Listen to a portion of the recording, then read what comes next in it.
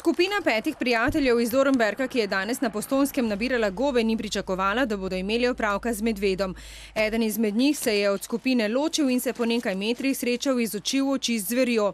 Žival je presenetil, ta je mlajšega moškega ugriznila v levo roko. Ponesrečenec je pač iskal gobe, ni se zanesel na ostale dogodke, dogajanja v prostoru in pač je prišlo do neposrednega kontakta med njim in tem medvedom.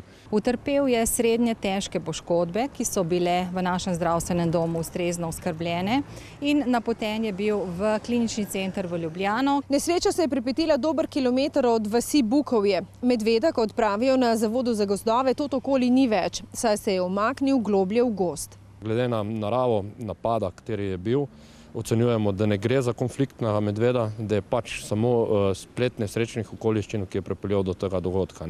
Na širšem območju bodo zdaj izvajali intenzivnejši nadzor, na podlagi ugotovitev pa bodo sledili tudi morebitni ukrepi. Sicer pa napadi medvedov na človeka niso pogosti, beležijo jih le od 2 do 3 na leto. Na Zavodu za gozdove pa kljub temu opozarjajo. Naj bodo ljudje ustrezno glasni, da naj ne hodejo frontalno, torej da gre skupina v ravni črti pa v gozd, temveč da se čim bolj razpršeno, da se opozarja, ne vem, ali z nekimi zvoki. Tudi psi naj bodo na povodcu. Po ocenah strokovnjakov je območje, na katerem se medved giblje, precej obsežno. Z upoštevanjem pravil pa se neljubim srečanjem lahko izognemo.